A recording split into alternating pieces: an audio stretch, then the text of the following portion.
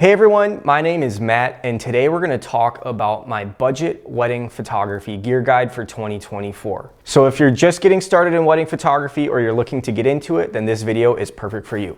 Also, we're going to be focusing on Nikon for this video. So if Nikon's not the camera brand for you, no worries. We'll be coming out with another video featuring the other camera brands in the near future. Let's jump into the video. Perfect, yes. No, that's exactly. And then look out the window a little bit. Perfect, eyes here. And then looking once more at each other. My choice of gear today is the S5 Mark II I just got.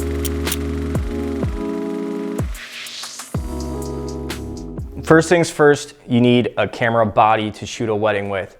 I'd highly recommend the Nikon Z6 Mark II.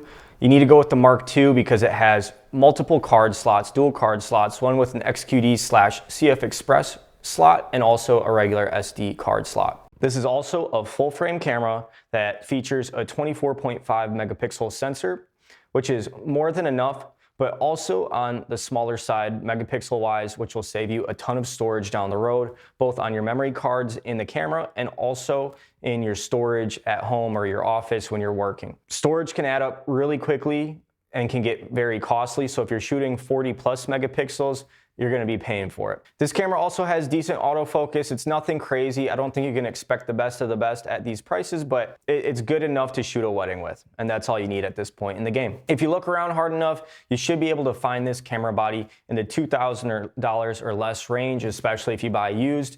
I've bought in plenty of used cameras with no problem, but a great piece of advice that someone gave me once that I do agree with is it's best to buy a brand new camera body and used lenses. With the camera body should come a battery, but I think it's a really great idea to get spare batteries because you will most certainly need them while shooting a wedding day. The Nikon batteries that work with this are the EN-EL15s. Right now, those are on sale for $55 on Amazon. I'd get at least 2 more of those batteries just in case. Depending on the autofocus features that you take advantage of, whether you shoot single point, single focus like myself, or if you're using all the face detect autofocus, the battery can run out pretty quick once you get into the autofocus continuous. It's a really great idea to have multiple batteries because you will use at least one shooting a wedding. Probably not completely through 2, but at least through 1. All right, now that you got your camera body, some batteries, now you need to start thinking about lenses. The first lens that I would recommend you get is the 24-70 f4.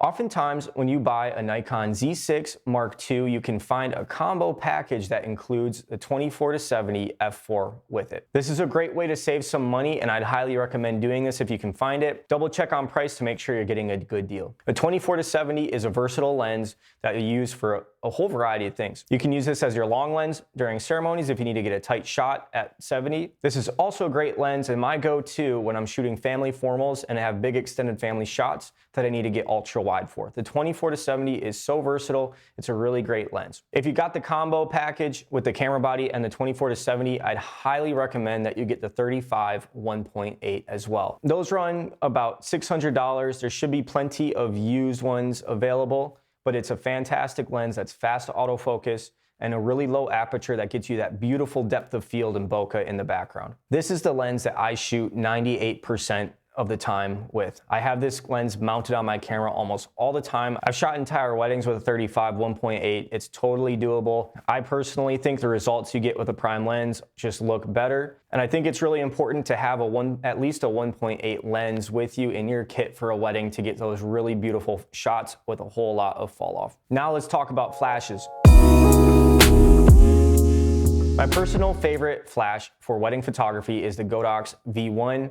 It's on the cheaper end, it's only $200, which is a fantastic deal for the quality of flash that you're getting. It would probably be a good idea to have a backup flash with you as well. You can usually pick up the brand newer flashes for quite a bit cheaper than that, somewhere around the $50 to $60 range. If you look hard enough, they're the square rectangle ones. Those also work quite well. But I would highly recommend spending a little bit of extra on the V1 just so you have a really great starting point with your flashes.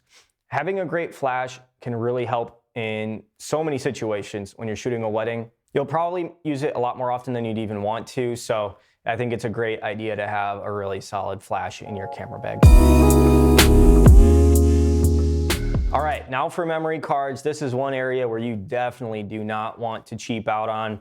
I recommend for the SD cards, you can get the SanDisk Pros. Those work fantastically well. They're not top of the line. They're not the fastest cards out there, but I have never had a SanDisk card fail on me. Right now, you can get the SanDisk Pros for like 50 bucks for a 256 on sale right now. Those ones are a little bit slower. They're 200 megabits per second. If you want to spend a little bit of extra, you can get the 300 megabits per second, but they're both fantastic. You won't really have too big of an issue, especially since you're only shooting on a 24.5 megapixel camera. As for the CF Express cards, unfortunately, you won't be able to get away as cheaply as you did with the SD cards. You can get our favorite brand ProGrade for $100. This is a 128 gig CF Express B card, and we have just loved them. They're fast, they're great, affordable, and super duper reliable. The XQDs, I believe, are quite a bit more expensive, so I'd stick with the CF Express Bs. There's a couple other brands that offer, you could go SanDisk for those as well, but we use ProGrade for pretty much everything over here. That's all my picks for a Nikon budget camera setup for wedding photography. Let us know in the comments if there's a camera brand that you'd like us to cover and talk about. We'd be happy to make a video.